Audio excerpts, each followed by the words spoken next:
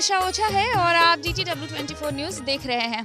कल दीपावली थी यानी कि 14 नवंबर को, जो कि अब खत्म हो चुकी है और अब जो है वो छठ पूजा की तैयारियां शुरू हो चुकी है। अभी मैं जहां खड़ी हूं ये पटना का NIT घाट है। आप पीछे देख लीजिए, बासें लगनी शुरू हो गई है और तैयारियां छठ पूजा की शुरू कर दी गई हैं। आपको बता दें कि बिहार में छठ पूजा का खासा महत्व माना जाता है। काफ़ी आस्था के साथ यहाँ की जो औरतें हैं और पुरुष है वो छठ का त्यौहार करते हैं। 4 दिनों का ये पर्व होता है। खरना से नहान खान से शुरू होता है, उसके बाद फिर खीर का दिन होता है जिसको खरना कहते हैं, उसके बाद फिर शाम का अर्घ होता है और फिर सुबह का अर्घ दिया जाता है। कुल 4 दिन का महापर्व है छठ और उसकी तैयारी मैं अभी आपको दिखा रही हूँ पटना के NIT घाट से। आप देख लीजिए, कई नाव चल रहे हैं वहाँ कई सारी महिलाएं हैं जो आकर देख रही हैं कि किस तरह से तैयारी हो रही हैं। और साथ में देखिए यहाँ पे बांस गड़नी शुरू हो गई है, इसलिए क्योंकि कोरोना है तो कोरोना को लेकर के छठ पूजा के लिए इस बार कई सारे गाइडलाइंस भी दिए गए हैं। गाइडलाइंस में क्या है? गाइडलाइंस में ये है कि ज़्यादातर लोगों को ये कहा गया है कि अगर ज़रूरत नहीं है तो घर पर ही छठ करिए। साथ में ये कहा गया है कि जो बुजुर्ग हैं यानी कि 60 साल से ज़्यादा की उम्र के लोग वो ना निकले।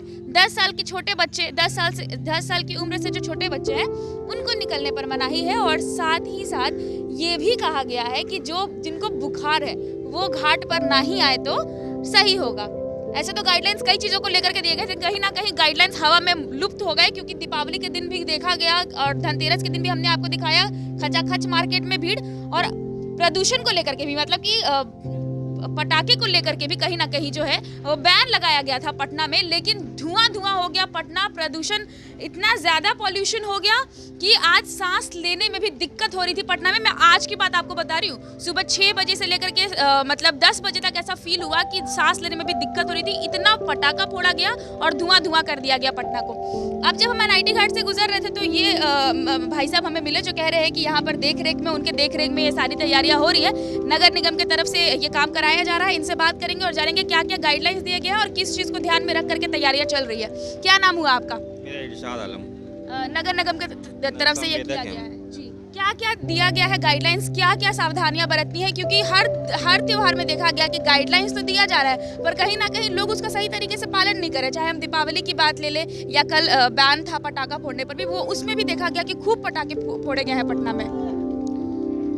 इस बार महापर्व छठ महापर्व अन्य सालों से अलग है कुछ, क्योंकि हम लोग कोरोना काल से जी रहे हैं। इसमें हम लोग को जिला प्रशासन द्वारा इस बार छठ की तैयारी तो नगर निगम के द्वारा की जा रही है, लेकिन कुछ सावधानियां भी बरतने के लिए कहा गया है।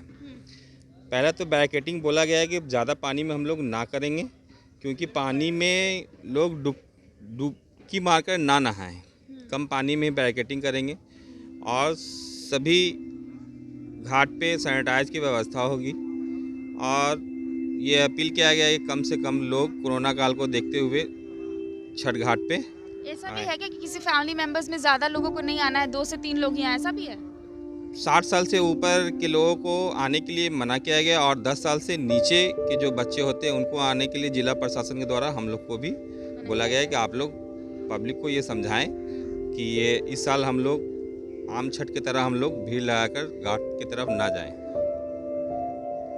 ठीक है, ये जो आप बांस ऐसे लगवा रहे हो स्क्वायर में, ये क्या मतलब एक जो होंगे उनके लिए एक घाटी है बांस के लिए? नहीं, ये सपोर्ट है। सपोर्ट है कि मतलब जो बैरिकेडिंग है वो स्थिर रहे। कुछ असामाजिक तत्व बैरिकेडिंग को चढ़ कर भी नहाने लगते हैं, इसके लिए वो सपोर्टिंग दिया गया है कि जो बैरिकेडिंग वो स्थिर रहे, एक मजबूती के तौर पे दिया गया है। तो मतलब आपको लगता है कि ये जितने भी फैमिली मेंबर्स हैं ये ऐसा करेंगे, छोटे बच्चे नहीं आएंगे, इन सारी गाइडलाइंस का पालन होगा? तो करना होगा। ये बिहार का महापर्व है और हम सभी बिहारियों को ये सोचना होगा। इसके लिए सभी को सरकार तो पहल कर ही रही है और हम लोग को भी बढ़ चढ़ कर इसमें सरकार का मदद करना होगा कि हम लोग जो बूढ़े लोग हैं जिनका एज 60 साल से ज़्यादा हो गया है वो लोग, और 10 साल से नीचे के जो बच्चे हैं वो लोग छठ देखने या करने के लिए घाट पे ना आए। DM की तरफ से भी आज आप कह रहे थे कुछ आदेश दिया गया था कि मतलब ज़्यादा दूरी पर बैरिकेडिंग नहीं करनी है, इसलिए ताकि लोग संक्रमित हो जाएं, क्या था वो? DM सर हम लोग को बतलाए थे कि बैरिकेडिंग कम ही पानी में करना है, क्योंकि उनका वो जो विशेषज्ञ हैं कोरोना के उन लोगों का कहना था कि पानी अगर ज़्यादा रहेगा, लोग डूबकर अगर उसमें छठ व्रत को करेंगे तो अगर कोई संक्रमित व्यक्ति रहेगा तो पूरे पानी में वो संक्रमण फैल सकता है, और जो अगल बगल जो छठ कर रहे हैं उन लोग में भी फैलने का डर है। तो डीएम साहब कहते हैं कि कम ही पानी में बैरिकेडिंग करना है, जिससे कि लोग पानी में डुबकी मार के ना छठ व्रत को करें, मतलब किसी लोटा या किसी बर्तन से ही काम चला लें। अच्छा, तो ये कितने फीट की गहराई होगी इसमें, कुछ बता सकते हैं? अभी इसमें 3 फीट की गहराई पे होगी। अच्छा। 3 से 3.5 औरतों को नुकसान होगा, क्योंकि उनके लिए तो काफी है इतना पानी। नहीं, उतना उनके लिए काफ़ी है। काफी है। और ये कितना दूरी पे आप लोग बंधवा रहे हो, कितना मतलब दूरी रखा तो है? हम लोग ये पानी का लेवल देखते हैं, वो दूर से हम लोग का मतलब नहीं रहता है कि हम लोग तट से कितना दूर पे, वो लेवल देखा जाता है कि पानी सफिशिएंट पानी हम लोग को कहाँ पे मिल जाए। इसी एक पे और चीज है, कोरोना जब से स्टार्ट हुआ है तब से ही कहा गया है 2 गज की दूरी। गाइडलाइंस में, छठ की गाइडलाइंस में भी कहा गया है कि 2 गज की दूरी।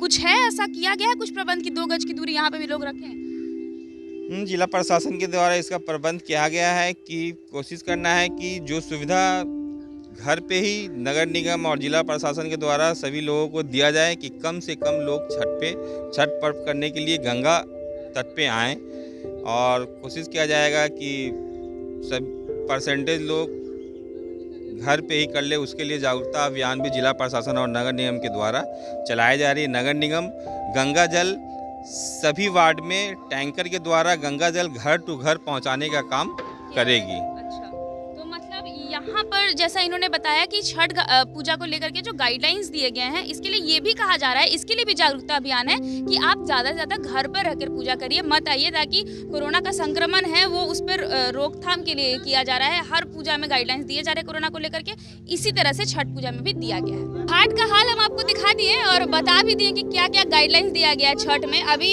ये यहाँ कुछ खरीद रही थी चाची, इनसे हम बतियाते हैं। अभी कह रही थी कि आज नहाना चाहिए दीपावली के भोरे, तो क्या बता रही थी आप, काहे आज नहा रही हैं और ये सब क्या हो रहा है? हम लोग पूजा कर रहे हैं नहा कर, जैसे जी छठ करते हैं ना, आइएगा आपसे बतियाएंगे। छठ करते हैं ना हम लोग, हाँ। तो दीपावली के अभियान होके हम लोग का एथी चालू हो जाता है। अच्छा, ये 4 दिन का होता है ना, एगो सांझ, एगो होता है नहान खान, फिर होता है खरना, फिर होता है सांझ का अर्घ, फिर भोरे का अर्घ। हाँ। तो ये आज का है, आप बोल रहे हैं कि हम लोग दीपावली के अभियान होके हम लोग नहाते हैं, अपना एथी चालू हो जाता है। अच्छा, एक बात बताइए कि मतलब इस बार का छठ थोड़ा सा अलग होगा कोरोना को देख करके। बहुत सारा चीज बोला गया है कि छोटा छोटा बच्चा को घाट पे नहीं लाना है। एक घर के 5 आदमी जाना है। एक घर के 5, तो इसको फॉलो करिएगा ना? हाँ, कर कैसे नहीं करेंगे? छोटा बच्चा को नहीं, ठीक है। बच्चा लोग के नहीं लाना है।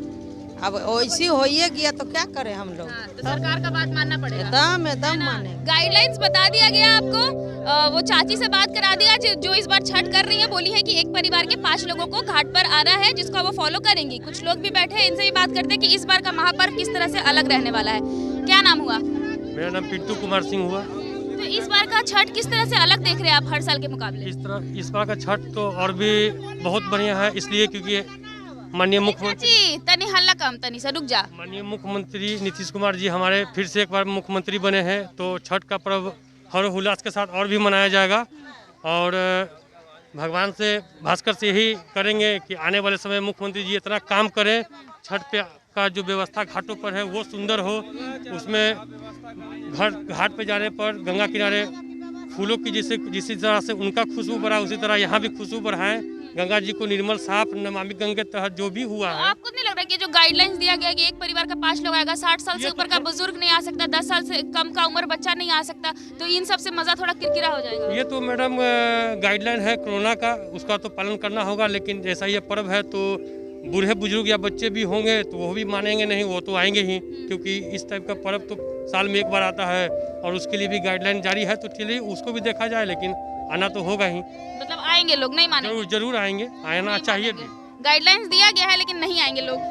मेरा नाम योगेंद्र राम हुआ। संतुष्ट है सरकार जो तैयारी करवा रही है छठ? सरकार तो विकास साथ ही साथ दिखाई पड़ रहा है। इसी का तो नाम विकास है कि गंगा किनारे ये जो रोडों का आवागमन इतना ज़्यादा जाम जो हो रहा है, ये सरकार का नीति बहुत 1 नंबर हम मानते हैं। सरकार अच्छी है, इस बार नीतीश कुमार बना है, उनकी सरकार अच्छी चली थी और अच्छी चलेगी भी। साथ ही साथ थोड़ा सा और जो है इस घाट का व्यवस्था कर थोड़ा सा जरूरत है, बाकी साफ सफाई बहुत अच्छा है। इस मामले में थोड़ा सा आपको और चाहिए इसमें? अच्छा, इस मामले में कि थोड़ा जो है सफाई पर लेकर के, सफाई तो से ठीक ठाक है, थोड़ा सा और भी थोड़ा है। सा और क्लीन उसके बाद जो है ये जो गंगा जो बहुत इसका जो है थी हुआ नमामि गंगा योजना का जो है वो बहुत आगे बढ़ा है और अच्छा भी रहा, पानी साफ महसूस हो रहा है देखने से ही। अच्छा, देखने से आपको साफ लग रहा है। ठीक है, तो भैया बोल रहे हैं कि सरकार की तरफ से व्यवस्था सही की गई है, संतुष्ट भी है, थोड़ा सा सफाई को लेकर ध्यान देना है, बाकी काम ए नंबर है। तो चलिए कुछ और भी घाट पे चलते हैं और दिखाते हैं आपको कि किस तरह से तैयारियां चल रही है छठ की, क्योंकि बिहार में छठ का महत्व बहुत ज़्यादा है और लोगों को ये दिखाना भी है कि कोरोना में क्या क्या गाइडलाइंस दिए गए हैं। आप DTW24 न्यूज़ देखते रहिए, हम इस तरह की तमाम खबरें आपको दिखाते रहेंगे। तब तक के लिए बहुत बहुत शुक्रिया।